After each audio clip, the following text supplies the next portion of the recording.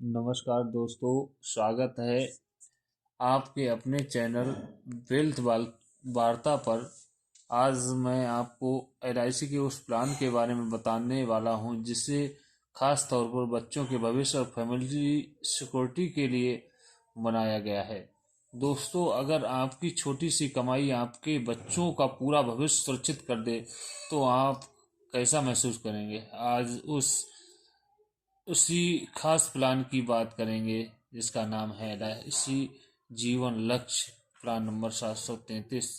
क्या आप भी अपने बच्चों की पढ़ाई और भविष्य को लेकर परेशान हैं? तो ये वीडियो आपके लिए बहुत ही खास होने वाला है, क्योंकि यह आज एलआईसी का ऐसा प्लान समझेंगे जो हर परिवार को फाइनेंशियल सिक्योरिटी देता है। क्या आपको ऐसा प्लान चाहिए जिसमें इनकम भी मिले, प्रोटेक्शन भी मिले और फ्यूचर सेविंग भी? अगर हाँ, तो इस वीडियो को अंत तक देखिए। आज हम बात करेंगे एलआईसी जीवन लक्ष्य 733 की। अगर आप चाहते हैं कि आपके जाने के बाद भी परिवार की आमदनी बंद ना हो तो एलआईसी का ये प्लान आपके लिए है। चलिए शुरुआत करते हैं एलआईसी जीवन लक्ष्य प्लान नंबर 733 की। साथियों, एलआईसी का प्लान 733 को जीवन लक्ष्य योजना के नाम से भी जाना जाता है, जिसे अक्सर कन्यादान पॉलिसी भी कहा जाता है।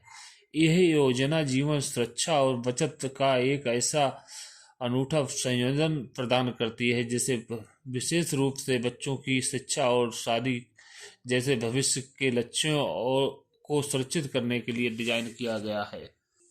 आइए अब हम जानते हैं इस प्लान को कौन कौन लोग ले सकते हैं, इसके मानदंड क्या है, पात्रता क्या है।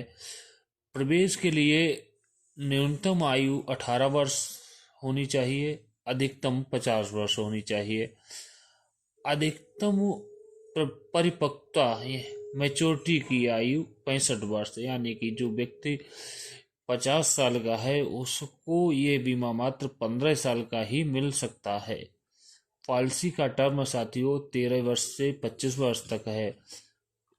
प्रीमियम भुगतान की अवधि, इसमें साथियों अगर कोई व्यक्ति 13 साल की पॉलिसी लेता है तो उसे मात्र प्रीमियम 10 वर्ष ही देना होगा।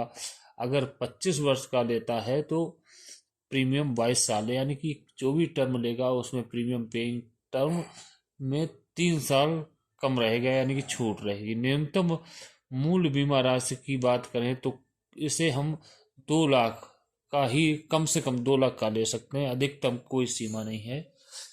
आइए आगे हम बात करते हैं जीवन लक्ष्य की मुख्य लाभ के बारे में। साथियों, हम जैसा कि सभी जानते हैं कि कोई भी हम पॉलिसी लेते हैं तो अपने सुरक्षा और बचत जो दोनों को ध्यान में रखते हुए लेते हैं।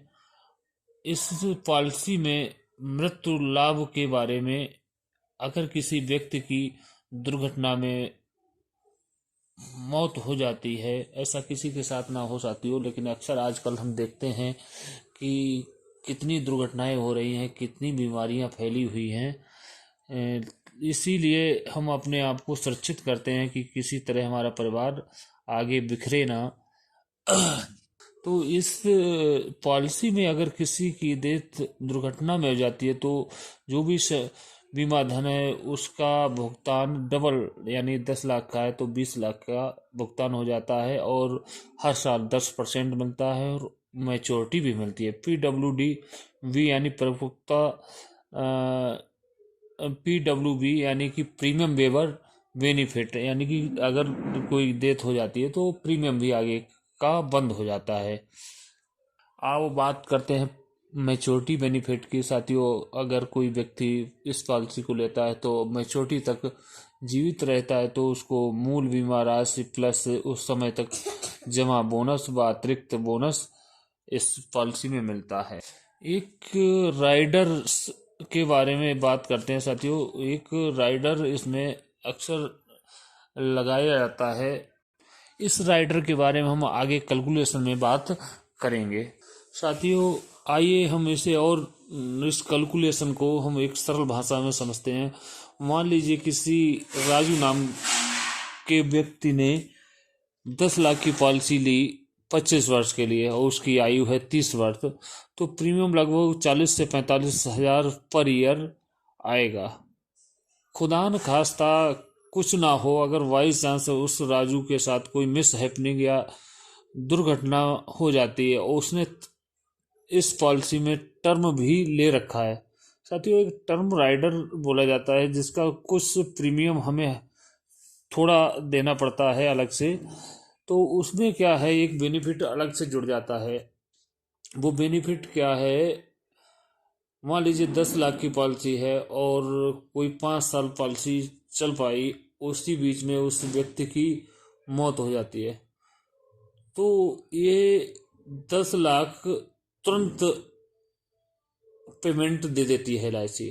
एक्सीडेंट में तो देती ही रहती है, वो भी एक उसका अंश जुड़ा होता है प्रीमियम का। तो एक्सीडेंट में डबल देगी यानी 20 लाख देगी, और नेचुरल पे 10 लाख देगी। उसके बाद इस पॉलिसी का 10% यानी 10%, 10 लाख का 1 लाख रुपये पर ईयर जब तक की पॉलिसी है, यानी 25 वर्ष की अगर किसी व्यक्ति ने पॉलिसी ली तो 25 वर्ष तक 1 लाख रुपये उस परिवार को मिलते रहेंगे हर वर्ष।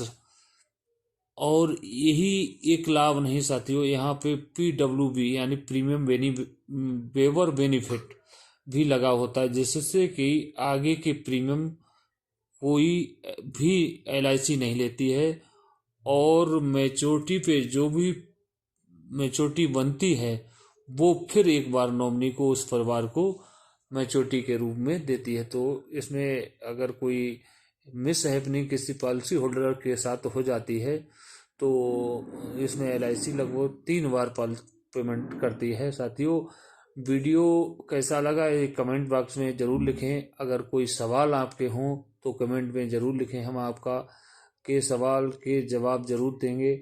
और इस तरह के वीडियो देखने के लिए आप हमारे चैनल को सब्सक्राइब करें। जय हिंद, जय भारत।